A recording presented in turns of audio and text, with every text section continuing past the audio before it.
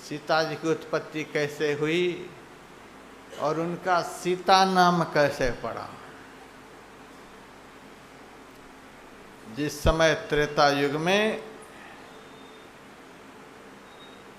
रावण प्रकट हुआ था,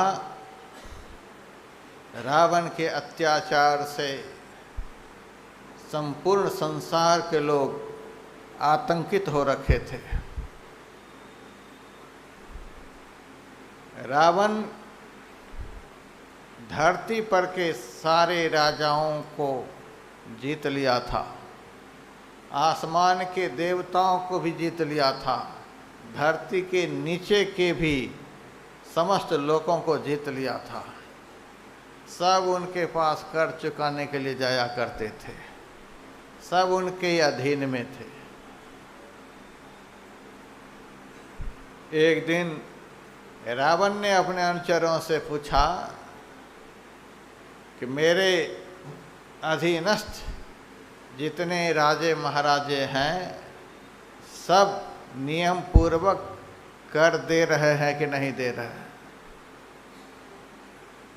मंत्रियों ने कहा, अनुचरों ने कहा कर तो सब दे रहे हैं, डर के मारे बिना मांगे ही पहुंचा रहे हैं। उसमें से एक अनुचर ने कहा सब तो कर दे रहे हैं, लेकिन आपके अधीनस्थ जो जनस्थान है, बहुत सारे जंगल हैं और उस जंगल में जो ऋषि मुनि महात्मा रहते हैं खूब फलाहार कर रहे हैं, खूब मज़े से ध्यान भजन कर रहे हैं, खूब मस्ती ले रहे हैं, वे आपको कोई कर नहीं देते, आराम से रहते हैं। रावण ने कहा उनसे भी कर वसूली करो, जाओ उनसे भी कर मांगो। राक्षस लोग गए ऋषि मुनियों के पास और कहा आप रावण के अधीनस्थ रहते हैं, उनके राज्य में रहते हैं, खूब आनंद से ध्यान भजन सत्संग करते हैं, फलाहार करते हैं, उनको कुछ कर भी देते हैं। ऋषि मुनियों ने कहा मेरे पास तो कुछ है ही नहीं, शरीर मात्र लेकर मैं यहाँ रहता हूँ।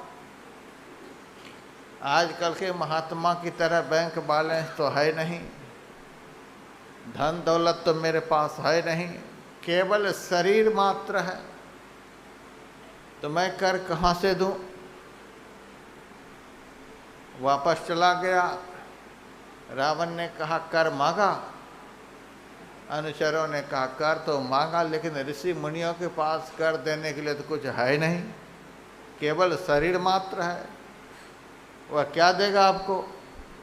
रावण ने कहा और कुछ नहीं है, उनके शरीर में खून तो है, जाओ उनके शरीर से कर के रूप में खून ही निकाल करके लाओ।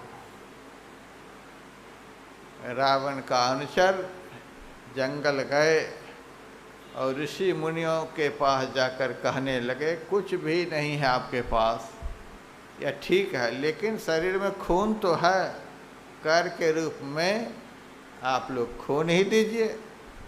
ऋषि मुनियों ने कहा आपकी ऐसी इच्छा है तो खून ले लीजिए। ऋषि मुनियों की देह से खून को निकालते थे। कितना कष्ट होता है खून के निकलते समय। खून निकाल निकाल कर घड़ा में भरकर वह ले जाता था। खून से घड़ा भर गया, ऋषि मुनियों का वह खून था। शुक्राचार्य ने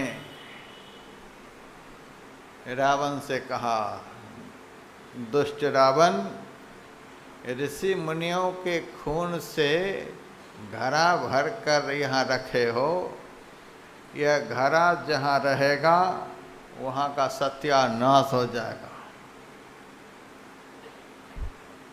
इसीलिए जल्दी से इस घड़ा को यहाँ से हटाओ, निकालो इस घड़ा को, नहीं तो लंका का सत्यानाश हो जाएगा। रावण ने मन में सोचा, इस घड़ा के रहने से हमारा सत्यानाश हो जाएगा,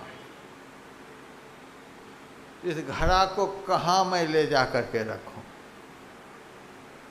रावण जब दिग्विजय के लिए चला था तो युद्ध में राजा जनक से हार गया था।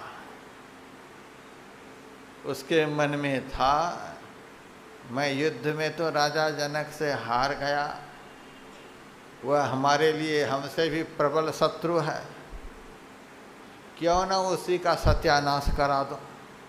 युद्ध में तो सत्यानाश नहीं करा सका, अब इसी उपाय से यह घड़ा ले जा कर के राजा जनक के नगर में ही गाड़ देता हूँ। रावण आकाश मार्ग से जनकपुर आया और रातों रात गड्ढा खोद करके उस खून के घड़ा को जमीन में गाड़ दिया और चला गया। जब से वह खून का घड़ा जनकपुर में गाड़ा गया, तब से यहाँ वृष्टि होनी बंद हो गई, कभी बारिश ही नहीं होती। 12 साल बीत गए, एक बूंद बारिश नहीं हुई। अन्न के बिना सारी प्रजा हाहाकार करने लग गई। अब प्रजा कैसे जिएगी? सब के सब मिलकर राजा जनक के पास गए, महाराज अन्न के बिना हम लोग मर रहे हैं, हमें आप भोजन दीजिए। राजा जनक ने कहा, जब राज्य में अन्न ही नहीं हो रहा है तो हम भोजन कहाँ से देंगे? हम लोग तो आपके रहते मर जाएंगे। राजा जनक याज्ञवल्क्य मुनि के पास गए कि मेरे राज्य में बारिश नहीं हो रही है, हम लोग कोई पाप नहीं करते हैं, इतना धर्म कर्म होता है, तो भी बारिश नहीं हो रही है, सारी प्रजा अन्न के बिना मर रही है। गुरुदेव, इसका कारण क्या है? याज्ञवल्क्य मुनि ने कहा, यज्ञात् भवति पर्जन्यो, यज्ञ करने से वृष्टि होती है। तुम्हें वृष्टि के लिए यज्ञ करना होगा। ठीक है महाराज। याज्ञवल्क्य मुनि के संरक्षण में राजा जनक ने वृष्टि हेतु यज्ञ आरंभ किया। यज्ञ जब पूर्ण होता है तब याज्ञवल्क्य मुनि ने कहा, देखो तुम्हें अपने से खेत की जुताई करनी होगी, तब देवता प्रसन्न होकर वृष्टि करेंगे। प्रजा से राजा जनक को बड़ा प्रेम था, मेरे रहते प्रजा को कोई कष्ट नहीं हो, तो राजा होते हुए भी खेत की जुताई करने लगे। राजा जनक जिस हल को पकड़ेंगे वह साधारण हल थोड़े होगा, वह सोने का हल था। सोने का हल लेकर के खेत की जुताई कर रहे थे। जुताई करते करते रावण द्वारा गाड़ा गया जो खून का घड़ा था, हल के अगले भाग के ठोकर लगने से वह घड़ा फूट गया और वहीं से एक बालिका का जन्म हुआ। वह बालिका दिव्य सुंदरी थी। बड़े आदर के साथ राजा जनक ने उस बालिका को अपनी गोद में उठा लिया और अपने महल में ले आए, सुनैना की गोद में ला करके रख दिया। सतानंद जी महाराज से पूछा, महाराज इस प्रकार से इस बालिका का जन्म हुआ है, आप बताएं इस बालिका का नाम क्या होना चाहिए। हल का जो अगला भाग होता है, उस अगला भाग को संस्कृत में सीता कहा जाता है। हल के अगला भाग के घड़ा में लगने के कारण जो उस बालिका का जन्म हुआ, इसीलिए उस बालिका का नाम सतानंद जी महाराज ने सीता रखा। इस प्रकार से सीता जी की उत्पत्ति हुई। आप कहेंगे ऋषि मुनियों के रक्त से सीता का जन्म क्यों हुआ? वह रक्त महापवित्र रक्त था। साधु संत महात्मा दिन रात भजन करते हैं, ध्यान करते हैं, कोई पाप नहीं करते, तो पाप रहित अन्न के ग्रहण करने से, पाप रहित भोजन करने से, दिन रात पवित्रतम कर्म करने से रक्त शुद्ध होता है। तो जब रक्त शुद्ध होता है तब भक्ति होती है। रामायण में भगवान श्री राम को एक जगह पर तुलसीदास जी महाराज ने ज्ञान का स्वरूप बतलाया है, लक्ष्मण जी को वैराग्य का स्वरूप बतलाया है और सीता जी को भक्ति का स्वरूप बतलाया है। भगति ज्ञान वैराग्य जनु सोहत धरे शरीर। राम ज्ञान, लक्ष्मण वैराग्य और सीता भक्ति है। भक्ति तब होती है जब मनुष्य का रक्त शुद्ध होता है। इसीलिए हमारे गुरु महाराज का बनाया गया नियम है कि उसी आदमी को संत मत में दीक्षा बतलाया जाए जो आदमी कम से कम 6 महीने पहले से मांस, मछली, अंडा, शराब आदि अभक्ष्य भक्षण छोड़ चुके हों, आगे भी मुंह में नहीं लगाएं, ऐसा संकल्प कर चुके हो। 6 महीने अभक्ष्य भक्षण छोड़ देने से, अपेय का पान छोड़ देने से और सच्चाई ईमानदारी का भोजन करने से रक्त शुद्ध होता है। और जब रक्त शुद्ध होगा तभी मन शुद्ध होगा। रक्त नहीं शुद्ध तो मन कभी शुद्ध नहीं होगा। हमारे दादा गुरुजी परम संत बाबा देवी साहब हुए, उन्होंने हमारे गुरुदेव से कहा था, पिता के घर पर रहते हो, क्या काम करके खाते हो?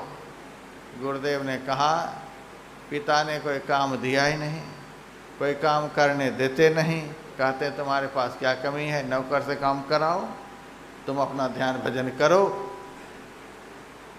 बाबा देवी साहब ने गुरु महाराज से कहा था, देखो जी, पिता के घर पर रहते हो, बिना काम किए खाते हो, खून खराब हो जाएगा। खून के खराब हो जाने के बाद भजन तो करोगे लेकिन भजन बनेगा नहीं। भजन बनाने के लिए पवित्र भोजन चाहिए। पवित्र भोजन से रक्त शुद्ध होता है। और छांदोग्योपनिषद के ऋषि भी कहते हैं, आहार शुद्धो सत्व शुद्धि, असत्व शुद्धो ध्रुवा स्मृति। जिसका आहार शुद्ध होता है उसी की बुद्धि शुद्ध होती है, उसी का मन शुद्ध होता है, उसी का विचार शुद्ध होता है। जब इतना शुद्ध होता है तब उससे भजन बनता है। साधु संत महात्मा का वह पवित्र रक्त था, उसी पवित्र रक्त से भक्ति रूपी सीता का जन्म हुआ। सीता जी प्रकट हुई है। और जिस दुष्ट रावण ने साधु संत महात्मा को दुखी करके वह रक्त संग्रह किया था, सीता जी कैसे कैसे लंका पहुंच गई उसी रक्त का बदला लेने के लिए।